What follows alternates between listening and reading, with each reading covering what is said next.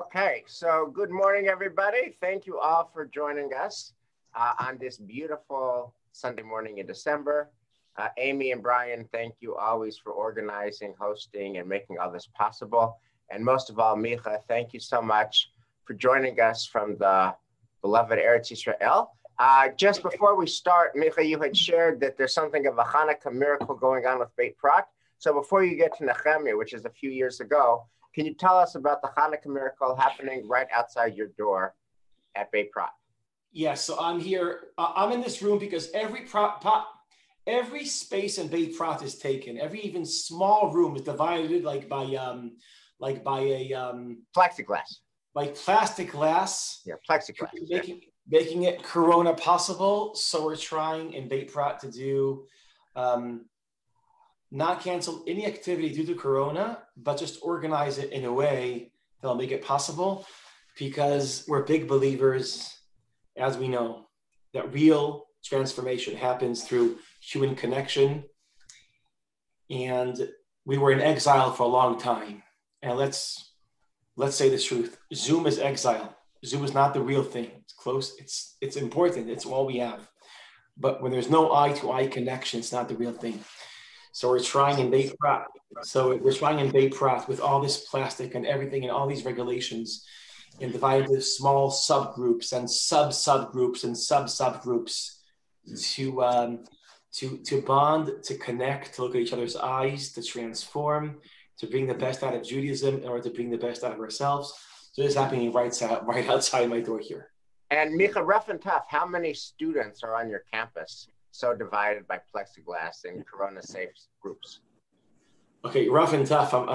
Amy probably knows the answer, but I think I see outside my window now around 50 people from different groups and different ages, I think. Wow. Well, kol hakavod. So given especially how busy you are, because outside your window you got 50 students plus, I'm not allowed to get close to them. There's a whole plastic thing. I can't, even if I want to, I can't go talk to them. What a world. So thank you, Micha. Given all that you got going on in Israel, thank you for being with us this morning. And we're continuing our series about the books of the Bible that nobody ever reads, but when you do, there's gold in those books. Last month, we talked about the book of Daniel. And this month, we're talking about the book of Nehemiah. So take it away. Okay, so just like last time, Rabbi, I'm going to walk you through the entire book from chapter 1 all the way through chapter 13. And then there's 3 points I want to make. But first, before we dig deep, let's just get the picture what Nehemiah is about. So Nehemiah is part of a bigger story called Shivat Zion, the return to Zion. So we're kind of used to thinking about the Bible the following way. There's a story of Exodus. They leave Egypt. They wander around the desert. And then they enter Eretz Israel. They build a kingdom. They're Jews, so they have to fight. The kingdom was split into two. Yes, not only community split, but also the entire kingdom split. The northern kingdom, the southern kingdom. They had civil war. Then the Assyrians came, destroyed the northern kingdom, exiled the northern kingdom. That's what we call the 10 lost tribes. And then after that, you have, then the only kingdom left was the southern kingdom, the kingdom of Yehudah. And then the Babylonians came, destroyed that kingdom, and exiled all the people of Yehudah to Babylon, the end. That's where, like with the destruction of the temple and the exile, that's where we usually imagine the biblical narrative ending, right? So it turns out it doesn't really end there. There is more history in the Bible.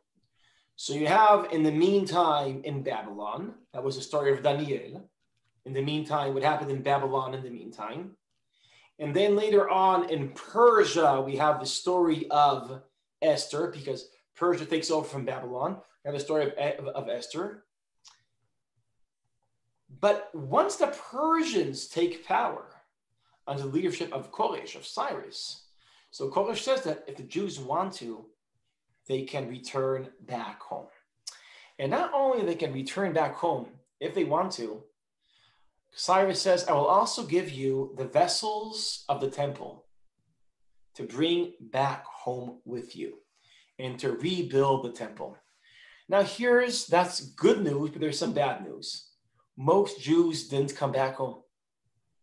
Most Jews did not answer the calling of Cyrus, of Koresh, saying, if you want to, you can return back to Judea. Most Jews preferred it to the exile. It was nice there. It was good there in Babylon, in Persia, in Mesopotamia. But some did. Under the leadership of Yeshua or Yehoshua and the leadership of Zerubbabel, yes. So it was a political leadership and religious leadership. Under the leadership of Zerubbabel, some of them moved back to Israel, which was called then Yehuda. And they started to rebuild the temple. It starts with rebuilding an altar. And then more than 50, 60 years later, Ezra also decides he wants to leave Babylon and come to Israel. So Ezra, that's what we call the second Aliyah, the second wave of immigration. Ezra moves from Babylon to Israel. And then a few years after Ezra, about a decade after Ezra, begins the story of Nehemiah. Okay? So we have exile and then two waves of immigration from the exile back to Eretz Israel. One was in the age of Koresh, led by Zerubbabel, a minority of Jews, and then another minority left Babylon or Persia at that time, led by Ezra. And then starts the story of Nehemiah. Okay, so that's the political, historical, biblical context to the story of Nehemiah, where you have a flourishing community in Persia and you have a very weak Jewish community in Eretz Israel. Most Jews want to live obviously in Persia, and minority of Jews wanted to move to Eretz Israel. That's the story of two communities. One is prosperous and large. One is poor, weak, and small, the ones that returned to Eretz Israel. Under those conditions, the story of Nehemiah takes place. Okay, is that okay, Wes? That's the basic historic premise of this story. Micah, can you just give us a date for Nehemiah? The date 5th. Google it. Google. I always thought it was 333, but something like that. Okay. No, your Hanukkah. That's Google it. Like when was Ezra and Nehemiah? It would have to be. No, it was before 333. Before 350. Okay. 500. Yeah, but I want to give you the wrong number. So just okay. Google. Right. Okay. So chapter 1 in Nehemiah starts. דברי נחמיה בן חכליה, ויהי בחודש כסלו, שנת 20, ואני הייתי בשושן הבירה. So the story of Nehemiah starts in the month of Kislev in Shushan, the capital of Persia. So I guess, Rabbi, that's exactly why you chose Nehemiah to be today's session, right? Exactly. Because it happens in Chodesh Kislev. ויהי בחודש כסלו, שנת 20, ואני הייתי בשושן הבירה. So I'm reading out just one verse. If you have the book of Nehemiah and you want to open and read, fine, but I'm going to read a few verses. ויבוא חנני אחד מאחי הוא ואנשים מיהודה, וישאלם על היהודים הפליטה אשר נשארו מן השבי ועל ירושלים. So a friend from Jerusalem called Hanani comes from Jerusalem to visit Nehemiah in Shushan, and he asks him, how are our brothers in Jerusalem doing? And he says to him, ויאמרו לי הנשארים אשר נשארו מן השבי שם במדינה ברעה גדולה. The situation there is very bad. ברעה גדולה. ובחרפה, and they're humiliated.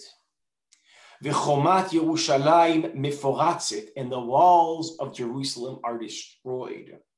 V'she'area nitztu va'esh, and the gates of Jerusalem are burnt.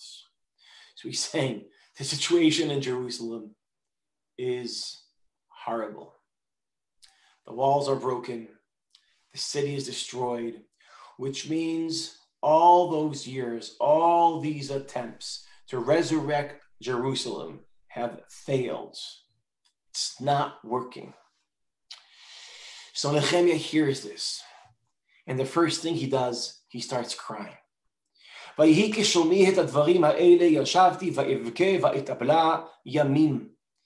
so he hears this, and he cries, and he fasts, and he prays to God. God save Jerusalem.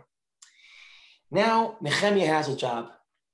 He's a minister in the king of Persia's cabinet.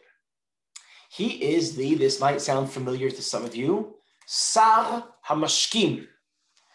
Now, graduates of the book of Bereshit know what Sar HaMashkim is. He's the minister of, it just sounds weird, I know.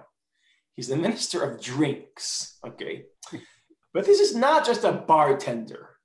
In the ancient world, this actually meant, especially in Persia, because the classic way that people would poison a king is to pour poison in his drink.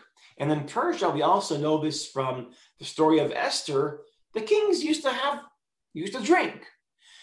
So the minister that's in charge of drinks, Sar HaMashkim, had to be someone that the king trusts most. So Nehemiah, the Jewish minister, was the one that the king trusts, that he protects him, that he can have a good drink next to him, that he can a little bit lose control next to him, and he won't take advantage of that, and he won't use his drinks to poison him. So it means that Nehemiah was the protector of the king. It means that the king felt very comfortable with Nehemiah, and it means that he owned the trust. Nehemiah owned the trust of the king, of Artachshasta, the king. Artachshasta, the king.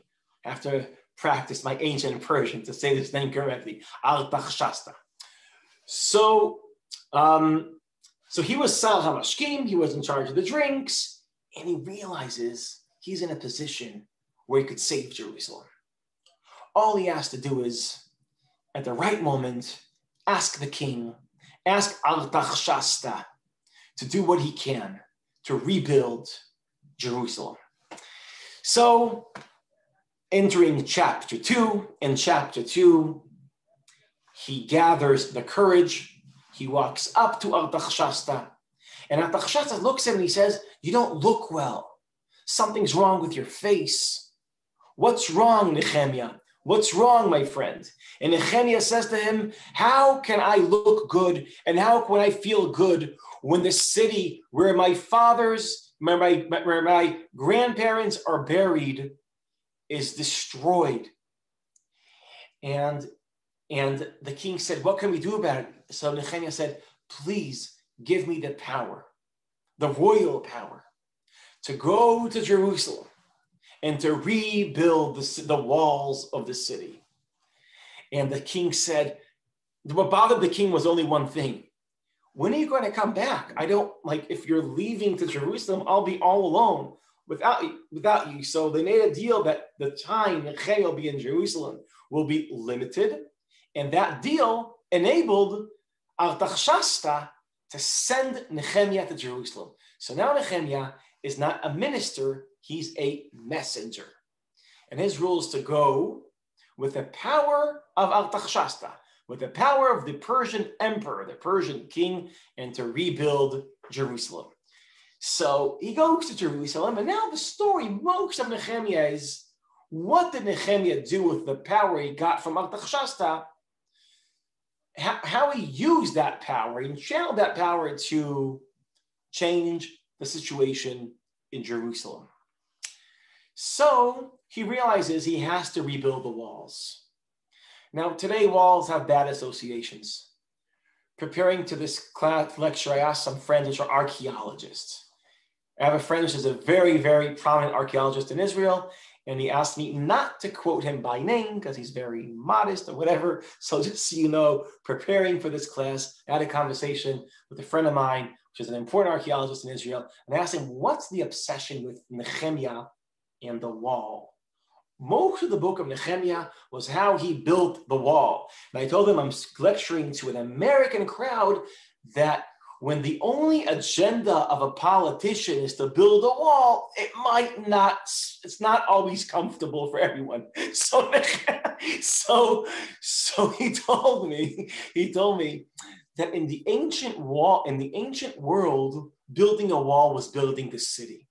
Because a city without a wall, especially in the Near East, means it's a city that no one will invest money in, because it means it will always be broken down.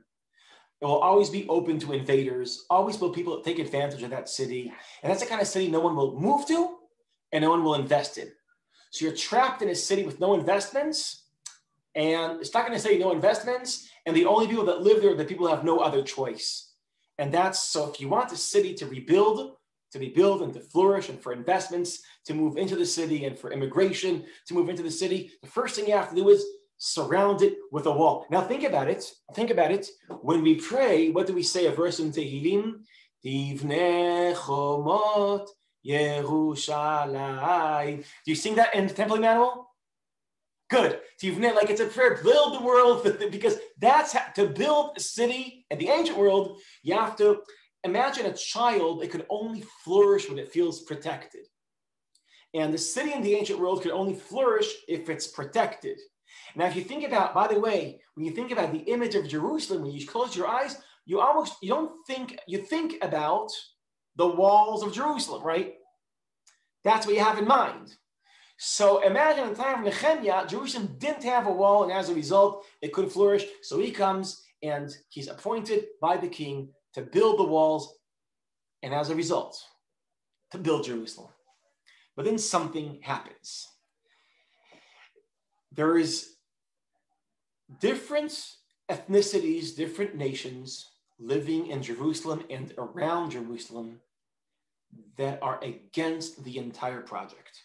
One of them is a person called Sanballat HaChorani, Vetovia HaEved HaAmoni, Vegeshem HaAravi. These are people, Samaritans, Ammonites, and Arabs, which were there, which did everything they can to sabotage the attempt of Nehemiah to rebuild Jerusalem. And they start with saying, you know what, we'll tell Artaxerxes that your real agenda is to rebuild Jerusalem and be the king of Jerusalem and rebel against Artaxerxes. They start with threatening him diplomatically. And that doesn't scare Nehemiah away. He starts building the city. And this is how he builds the city. He takes the people of Jerusalem, the people from Yehudah, the Jews of Jerusalem, and he divides them into families, and every family builds a part of the wall of Jerusalem. So it's a collective attempt to build this wall together. Jerusalem is a city that is built bottom up, not top bottom.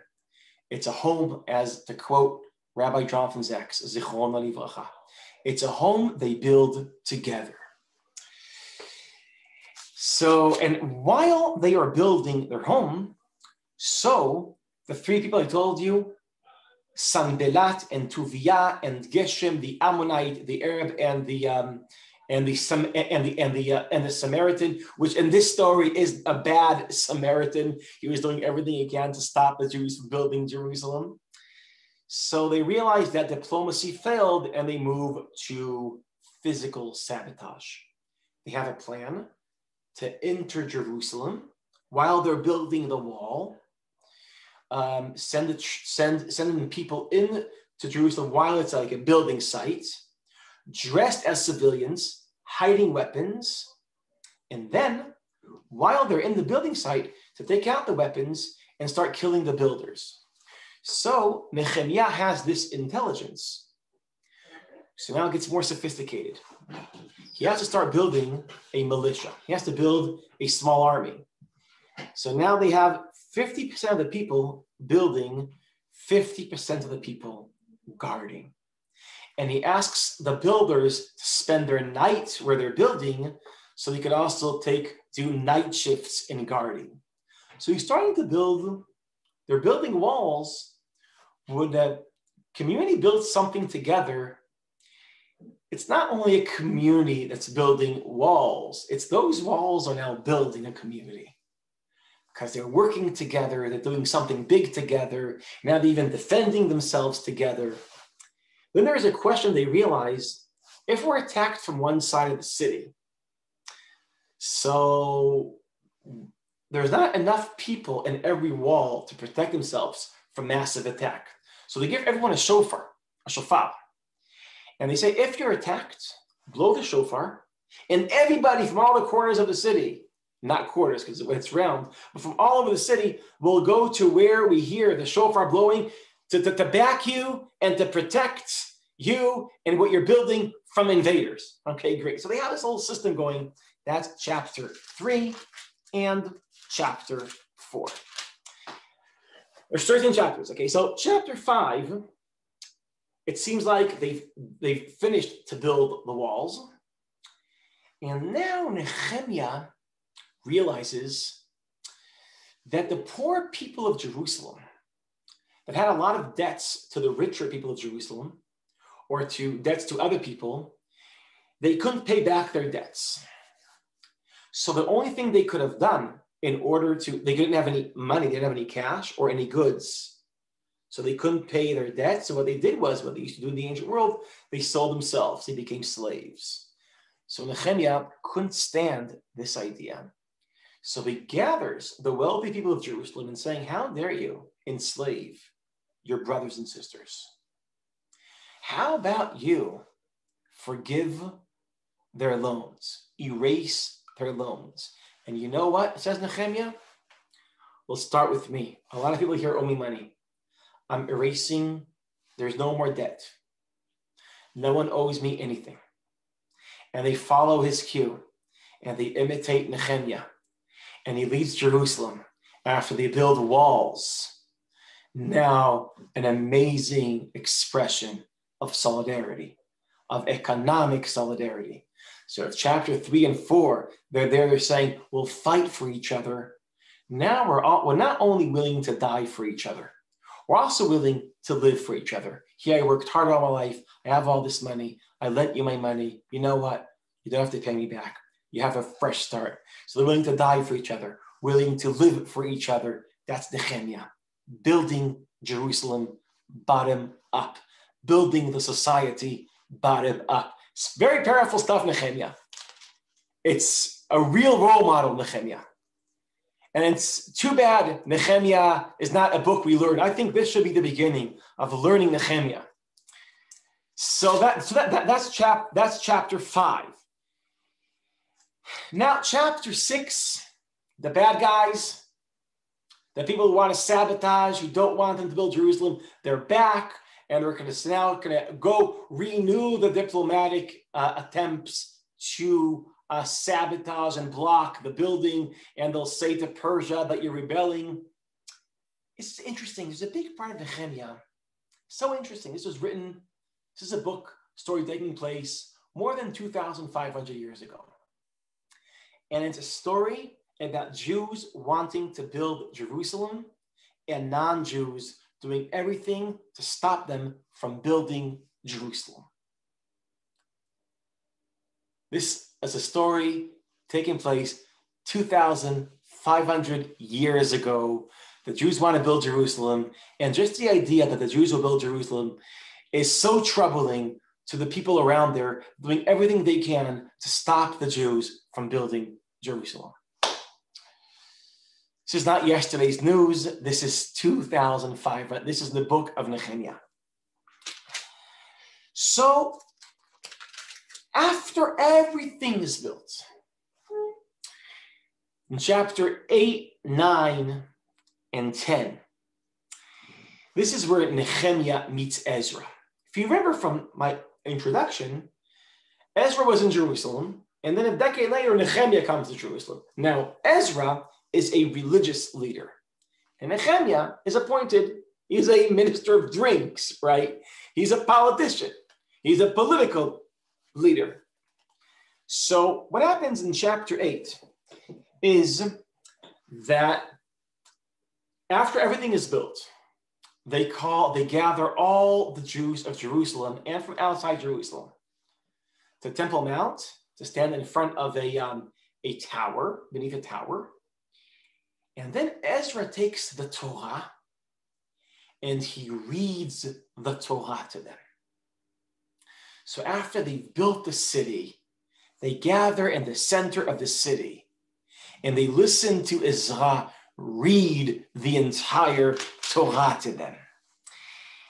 And what's very interesting, and I want to pause here, how do they respond when they read the Torah to them? So I want to just read some lines here. I'm going to read a little bit from Nehemiah chapter 8, verse 5.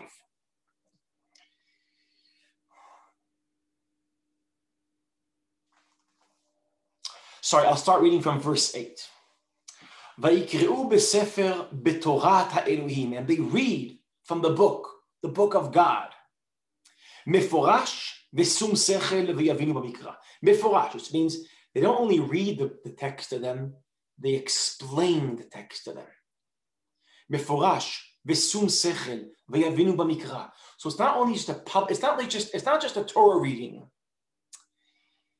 It's a Torah explaining. They're explaining the Torah to them. Now, how does the people respond? How do they respond? So it turns out that they all start crying. They hear the Torah and they start crying.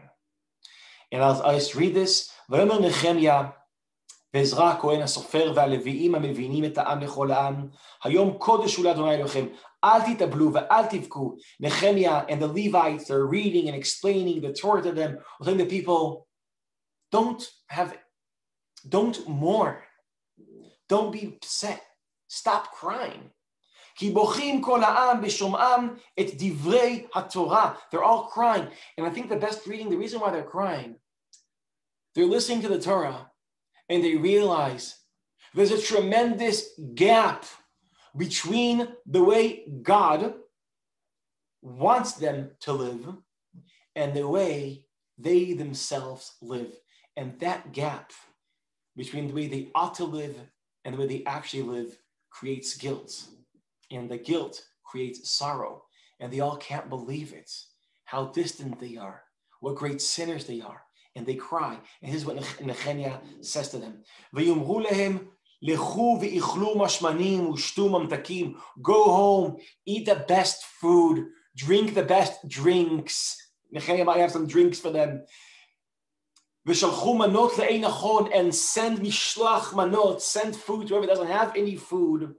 כי קדוש היום לאדוננו, because today is a sacred day, ואל תעצבו, and don't be upset, כי חדוות אדוני היא מעוזכם, because being joyful is your fortress. This is very interesting. Ezra and Nehemiah teach the people what is a religious body language. When they think that religion is about hearing God's preachings and feeling guilt, Nehemiah and Ezra said, no, guilt is not the authentic religious emotion. We should respond to the words of God with joy, with happiness.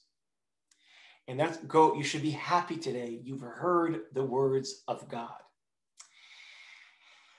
This is a very interesting idea. How do you respond to the words of God? With guilt or with joy?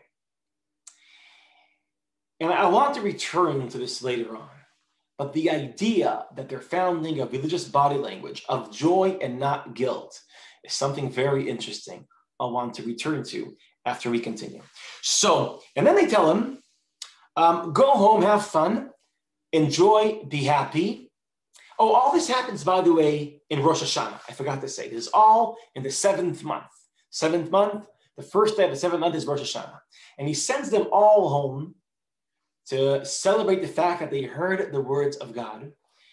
And he asks only the representatives of families and tribes to stay. So he stays only with the elite. And then they continue reading and they realize this is an interesting verse. If whoever is interested, I'm reading now from chapter 8, verse 14. וימצאו כתוב בתורה אשר ציווה אדוני ביד משה, אשר ישבו בני ישראל בסוכות. So they read the Torah and they realize, hey, the people of Israel used to sit in a sukkah, in Sukkot, when they left Egypt. ואשר ישביעו ויעבירו כל בכל עריהם בירושלים לאמור צאו ההר והביאו עלי זית ועלי שמן ועלי הדס ועלי תמרים ועלי עץ אבות לעשות סוכות ככתוב. You should go out and bring all the, ארבעת המינים, yes, all the, the lulav and the etrog. And then it says, towards the end, I'm skipping now to verse 17, ויעשו כל הקהל השבים מן השבי סוכות וישבו בסוכות כי לא עשו מיני ישוע בן נון כן בני ישראל עד היום ההוא. They're doing Sukkot, and it says they've never celebrated Sukkot ever since the day of Yoshua, of Joshua, son of Nun. Sukkot is a festival, it's a chag that disappeared. And in the time of Nehemiah, they are renewing the missing chag. And I have a theory, by the way, why Nehemiah is so important for him to renew from everything that was forgotten, from all the traditions that were forgotten. Dafka Sukkot. Because it says in the end, "Vatei simcha gdola meod." When they renew Sukkot, there is a lot of joy. Sukkot is the only chag which says that it's not the only chag, but it's the main chag. It says in Deuteronomy that it's a mitzvah to be happy in Sukkot. And since the kind of Judaism they're trying to create is a Judaism that emphasizes not guilt, but happiness, Sukkot is the chag. Now, something is very weird here. It's very weird that Sukkot was deserted the entire Bible. Ever since the time of Joshua till Nehemiah, it's hundreds of years, no one practiced Sukkot. So, by the way, anyone here that's watching this class that practices Sukkot, you're more frum than the people in the Bible. Like the good old days in the Bible. No, you're more frum. If you ever held a lulav, they didn't do that. But the interesting thing is, there's Rosh Hashanah, and then there's Sukkot. But in between Rosh Hashanah and Sukkot, what is there? Yom Kippur, right? In Nehemiah, it doesn't exist. I'm not making this up. Read through chapter 8 and 9, you will not find Yom Kippur. Seems like the kind of Judaism Nehemiah is trying to build. It's not the Judaism of guilt, but the Judaism of happiness. And if there's one day of guilt, we know what that is. And if there's one chag of happiness, we know what that is. So he wants to emphasize Sukkot and not Yom Kippur, happiness and not guilt. Later on, we're going to take the whole package. Judaism is going to be about guilt and happiness, and every emotion we have is going to be expressed in our Jewish calendar. But I want to notice the project of Nehemiah. And then there's something interesting. In chapter 9, he says, okay, in the 24th day of Tishrei, which is in the calendar, it would be after Sukkot. It's like Isru Chag. The day after everything is gone. The day after Simchas Torah. Actually, in the diaspora, for you, it's actually a chag. It's a second. You do 2 Simchas Torahs, right, Rabbi? I would never make it. I would never make it if I was 2 Simchas Torah, 2 Seders. So on the second day of Simchas Torah is the 24th day of Tishrei. They fast there. So my theory is it's like they delayed Yom Kippur to the 24th day, and then they express guilt for their great sin. Now, what's their greatest sin? This is very clear in the book of Ezra and the book of Nehemiah. The greatest sin of the people of Jerusalem, according to Ezra and Nehemiah, is mixed marriage. Turns out that everyone, from the high priest Eliashiv all the way down, they all married local people, which were Gentiles. And Ezra and Nehemiah find it, they can't tolerate that. They can't tolerate that. Think about how interesting it is. Ezra and Nehemiah come from the diaspora. In the diaspora, there is no mixed marriage. They all marry only within the tribe. But in Israel, there's only mixed marriage. They marry outside of their nation, outside of their tribe. So in the diaspora, no mixed marriage. In Eretz Israel, there's only mixed marriage.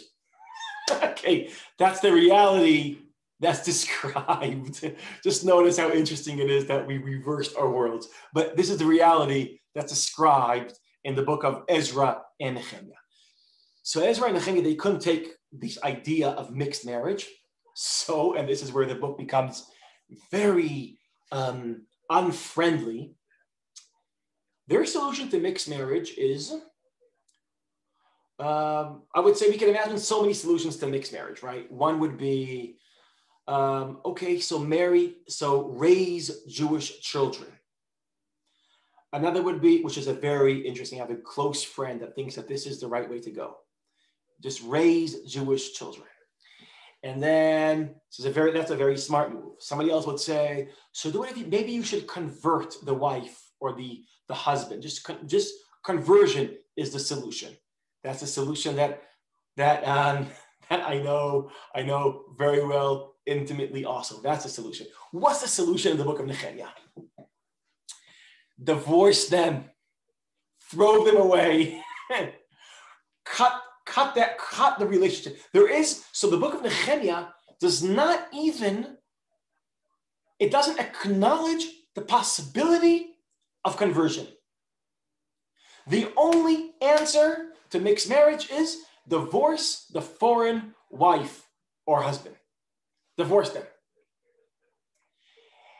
And in chapter 9, in chapter 10, Nehemiah gets the people to sign a covenant between them and between God that they will tear down their families and start all over again. Very extreme, very extreme. But Nehemiah feels that he did it. Just think what he accomplished. He built Jerusalem, he built the walls. He created economic reforms, right? They erased all the debts. And now religious reforms. He's restoring the very, very close. You could say Nehemiah is a builder of walls. He's building a wall between the Jewish ethnicity, the Jewish nation, and any other nation. No, you're not allowed to marry, no conversion. It's walls with no gates. That's his Judaism. That's Nehemiah's Judaism. So these social reforms, he physically builds Jerusalem, and he leads a massive movement to divorce the foreign wives. So very effective, very successful in his standards. And then he leaves. He's done his job. He leaves. He has to go serve wine to the king of Persia, to Artaxerxes. And then in chapter 13, he comes back. And what does he see? Everybody is trading on Yom Shabbat. The wealthy people are still sustaining the debt of the poor people. They all bought their foreign wives back. He looks around. He realized he failed. He realized in chapter 13, nothing he did lasted. And then the book ends. The end. Okay. So that's, first of all, a brief introduction to 13 chapters in the book of Nehemiah. After that, all I have left I want to offer 3 insights into this book. Or maybe 2, maybe it depends on the time. Actually, Rabbi, do you want me to pause here and accept questions, or should I move in to digging a little bit deeper? Keep going. Give us your insights. Okay. So let's start with the whole mixed marriage thing. I know it's troubling. But this is what it says here. Ezra and Nehemiah have a certain understanding of Judaism. That Judaism is what Ezra calls Zera Kodesh. Judaism, the Jews, being Jewish, Judaism is not only a culture, it's not only a religion, it's also genetic. It's a family. We come from a shared zera, seed. It's a religion of shared blood. And when that's your concept of Judaism, it's shared blood, not only shared faith. So obviously, conversion is impossible. And if Judaism is about shared blood, so if somebody brings a foreigner into the tradition, so it's a violation of the most basic code. So that's Judaism according to Ezra. Interestingly enough, Ezra is not the only Jew in the beginning of the second temple to try to figure out what is Judaism. Now, the people who wrote the book of Ruth, for example, which was written at the same time, roughly, in the beginning of the second temple, they also had an idea of Judaism. And what was their idea? The book of Ruth is a book about Ruth joining Judaism. What did Ruth do to join Judaism? She had to say one line. That was the process of conversion. She started to say, Amech Ami ve'Elohaich Elohai. She says to Naomi, to her mother-in-law, your nation is my nation, your God is my God. She joins the family. She joins the tradition. So think about how open Judaism is in the book of Ruth. Anyone can join. There is no gatekeepers. Think about how closed Judaism is in the book of Ezra. No one can join. There are no gates, only walls. So within the Bible, we have a debate, the Ezra-Ruth machloket. It's a debate between books. What is Judaism?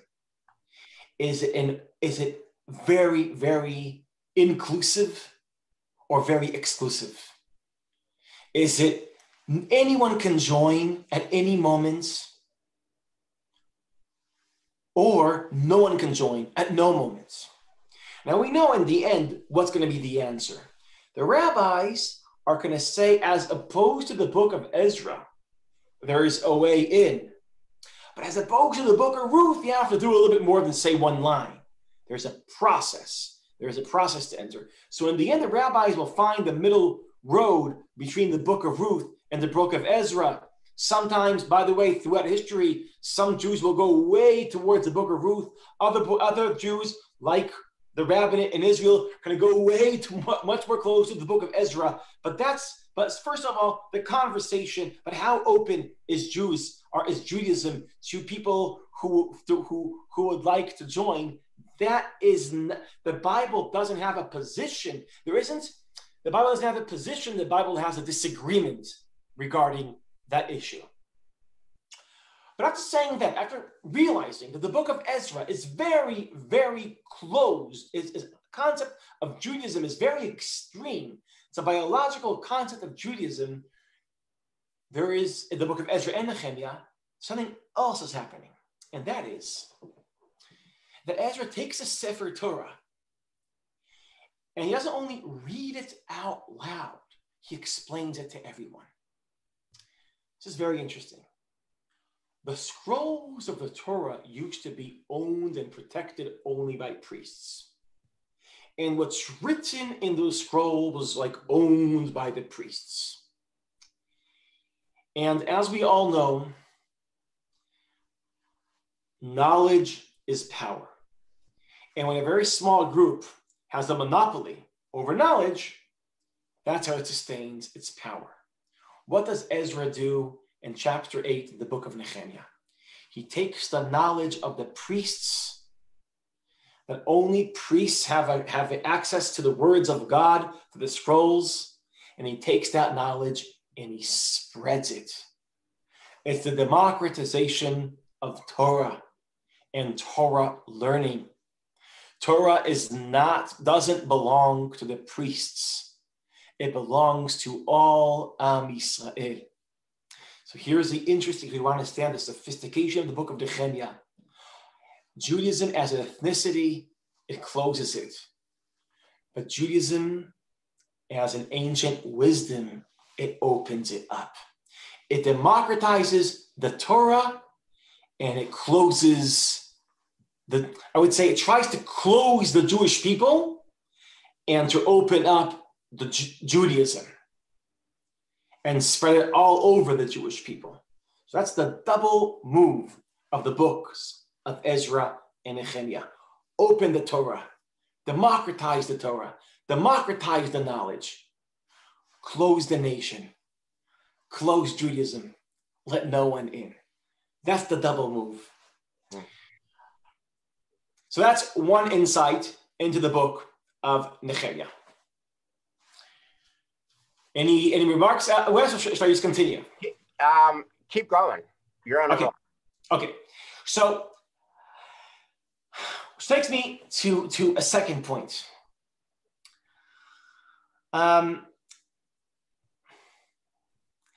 This idea that everyone can learn the Torah, everyone can know the Torah, everyone can understand the Torah, is also captured in a very interesting way in the way Ezra and Nehemiah think that the people should respond to the words of God. Don't listen to the words of God and experience guilt, experience joy. Now, where would guilt come from? Guilt would come from like you compare the way you live and the way the Torah thinks you should live. So when you compare your life to where the Torah expects you, the way the Torah expects you to live, you feel guilty and you start crying. And you know, that's not the right reaction. You should have joy. And joy, why? Just the joy from listening to the Torah. Now, this is the beginning of something very interesting. The idea that studying Torah is its own purpose. You don't study it just in order to know how to live. It's the other way around. You live in order to study Torah. That is going to be a very important Talmudic idea. I think this is its origins. That Ezra takes the Torah, teaches the people the Torah. But I didn't say, in Sukkot, those 7 days, every day they learn Torah. Ezra, when he comes back when he goes to Babylon to Jerusalem, he says Jerusalem is not about the rituals of the temple. It's about the studying the Torah. And studying the Torah is not only in order to know how to practice Torah, studying the Torah is its own purpose. Now, this idea which is going to develop in the Midrash and the Talmudic texts, is a very unique Jewish phenomenon. And it's also a very weird Jewish phenomenon. It's the following idea. I'm sure every religion that has rituals also has texts. Because you have to learn, let's say you're a Catholic priest and you want to perform Mass. Pretty sure there's a book somewhere with instructions of how you perform Mass. You take the bread, you put it in the thing. I'm pretty sure there's a book of instructions. But the religious act is not studying the instructions. The religious act is performing Mass. I'm pretty sure in ancient Hindu traditions, there's instructions of how you meditate. You focus on your breath. There's probably a book of instructions of how you meditate. But practicing the religion is not studying the instructions of how to meditate. Practicing the religion is meditating. So every tradition has instructions of how you perform the religion, and then but you only score points. You only do the religious act by performing the religion. Judaism is the only tradition that says, you know what? It's a religious act to study the instructions. And then the Talmud will be even more extreme. He says, you know what? Studying the instructions has more religious value than anything else. How weird is that? Imagine, there's an Israeli journalist that once tried to explain like this. Imagine you're going to visit the zoo, okay? And when you enter the zoo, there's always there's that, board with the instructions. Don't feed the animal. Don't imitate the monkey. There's instructions, right? So everybody goes, reads the instructions, and then they go visit the zoo. And then there's some people all day stuck on the instructions. It's so interesting that the aleph of the instruction is larger than, they start, debating. That's the drama. The drama is not performing the instructions, the drama of the instructions themselves. The Jews are the only ones that think that studying the text, guiding you how to live religiously, is itself a religious act. And I think the origin of this weirdness of our tradition begins right here in Ezra and Nehemiah. And this idea,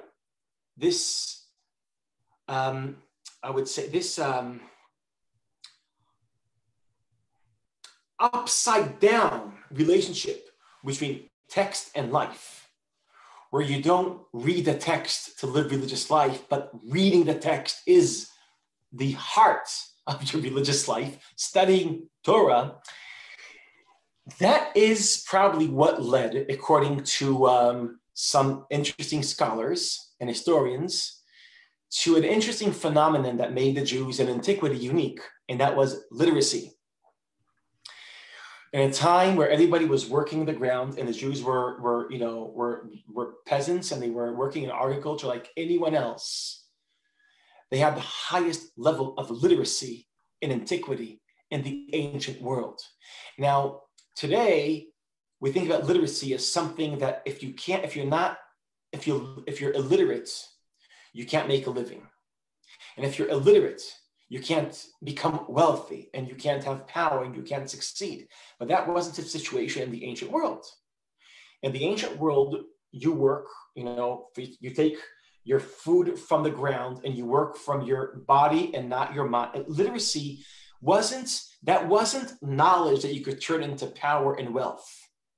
And in that time, when it didn't serve the purpose of survival, it actually was a great investment on the expense of other things they could have done in order to survive. At that time, Jews invested a lot of time and money in making sure that their children are literate, that they could read. Not all could write, but almost all could read. And that is the idea that the democratization of literacy was a extremely unique Jewish phenomenon. Some people, like Tzvi Eckstein, an Israeli economist and historian, says that if you want to realize why is it that Jews are completely outrepresented and outnumbered when it comes to great success, the obsession we have of counting how many Nobel Prize winners we have, right? So I think we have more than 20% of Nobel Prize winners, and we're only 0.02% of world population. So we're way overrepresented. And there's all the question, where does that come from? Maybe it comes from the book of Ezra. Maybe it comes from stage one, learning its own purpose. As a result, democratization of literacy. And as a result, you have a unique nation in a time where only religious elites around the world are literate. Here you have democratization of literacy. Maybe this is one explanation to different phenomena we'll find later on very fascinating and sometimes troubling and very enigmatic. Maybe it all starts here in Ezra and Nehemiah. That was it. Yes. Wow. So first of all, oh my God, amazing lecture. It's fabulous. I have a single question for you from your lecture. Okay? Yes. You didn't use this word, but this is how I heard your lecture. That in many ways, Nehemiah is a book of extremes. First of all, extreme strength and commitment and resilience that he's able to rebuild the walls of Jerusalem and have the walls of Jerusalem rebuild the people of Jerusalem and have the walls and the people rebuild the community of Jerusalem. Extreme economic wisdom, and also that he leads by example. He doesn't tell other people, you forgive your debts. He says, hey, I'm going to forgive my debts. Don't do what I say, do what I do. That's an extreme, we're very admiring of that. And then extreme democratization of Torah, okay? And the extreme emphasis on literacy that you just mentioned so beautifully. And together with that, to our modern eyes, kind of extreme closed quality of the Jewish people, and divorce your family, divorce your husband, divorce your wife, banish your partner, destroy your first family, start over. That's an extreme position. Here's my question for you. Can you get the good extreme without the bad extreme? Or put another way, can a moderate person accomplish what Nehemiah accomplishes? Or is the only reason that Nehemiah accomplishes what Nehemiah accomplishes because he's just so full on florid extreme in all ways? Yes, so that's a great question. It's a great segue into my last insight to Nehemiah. Rabbi, he failed.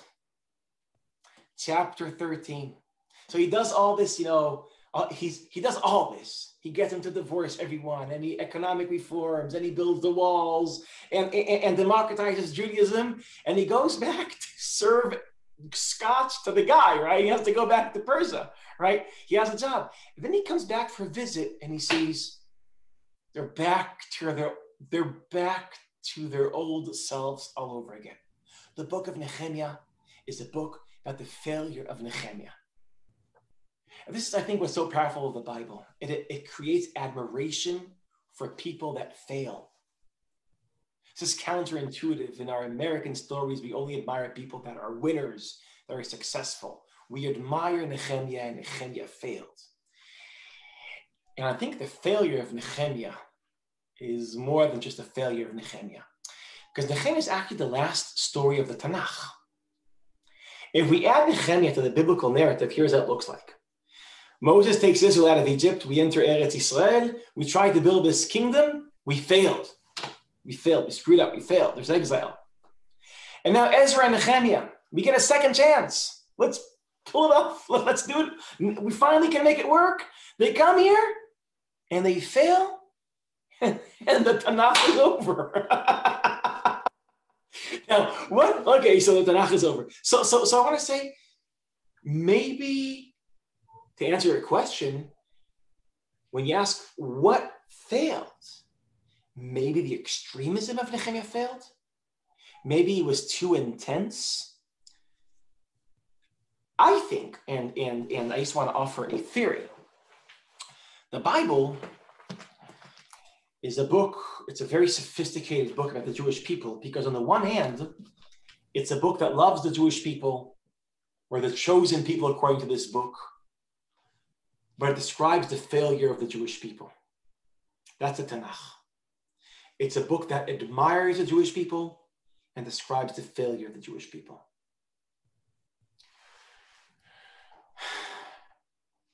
Think about the way we think about Israel many times today.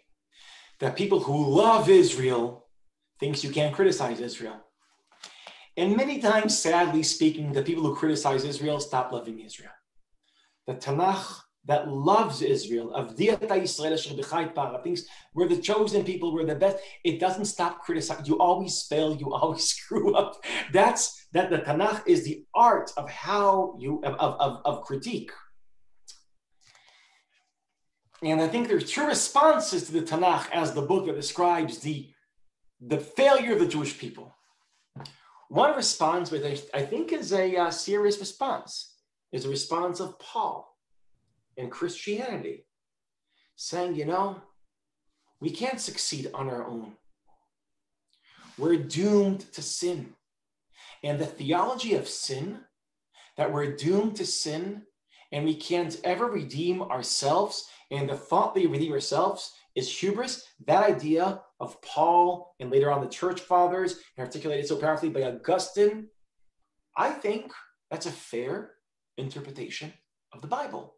I'm not saying that's what it says in the Bible. I'm saying that's a very coherent conclusion of the Bible. You know what's the other conclusion of the Bible? I would say that's the most rational conclusion of the Bible. Just give up. Human beings are doomed to fail. We try again, and then you know what? Let go. You know what I think the Talmud is? The Talmud is like thinking like this. You know what? We tried once, we failed. We tried in the time of Nehemiah, we failed. Let's give it another shot. Don't let failure define you. Barack Obama had once, I think, a great line. He says, let failure guide you, not define you. And I think Paul, when you read Paul and Augustine, the church fathers, like this is a story of failure, and it's a story about who we are. You let failure define you. And I think the Talmudic way is let failure guide you. So to answer your question, if we let failure guide us, not define us, so we are saying, okay, what can we learn from Nehemiah? You know what? Maybe he asked too much. Maybe it was too extreme. Maybe the only way it could work is through being moderate. Wow, Micha, we love you. That is just like the most remarkable hour of Torah that we'll ever hear. Thank you. Amy, I want to respect people's time, so I think we'll just thank Micha for his immensely beautiful hour. I want to just mention two other things by way of our monthly Hartman series. First, Micha, could you tell us about your new book, The Wandering Jew, not The Wandering Jew, but The Wandering Jew? Because on January 17th, you are going to be teaching us The Wandering Jew. So tell us about your book, The Wandering Jew, which just came out. It just came out in Yale University Press. Actually, it came out in Israel about a year and a half ago, called Chazara Bli Tshuva. And it's a book about, not about Israel, but about Israeliness. What are the great ideas defining, shaping Israel today? What are their origins? What's the best read of Israeli secularism? What's the best read of Israeli religiosity? And trying to understand Israel as a battle of ideas, and the promise of Israel through the promise of Israeli culture. Beautiful. And Amy Klein, how can we buy it? You can buy it on Amazon. If you Google The Wandering Jew, you'll find it. If you look at the weekly Hartman at Home email that we've been sending on Fridays, there's a link to the book, so you can easily find it. So please do look for it there, because again, that's what we're talking about on the 17th. And not to scoop Micha, but that's in 6 weeks.